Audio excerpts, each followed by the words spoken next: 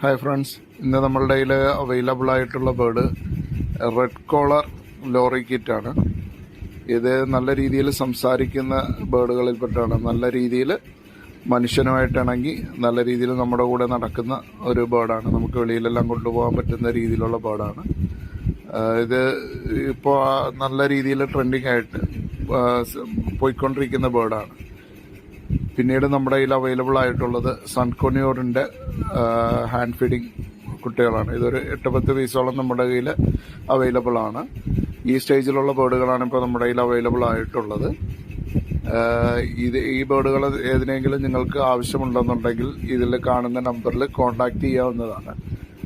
Okay, thank you.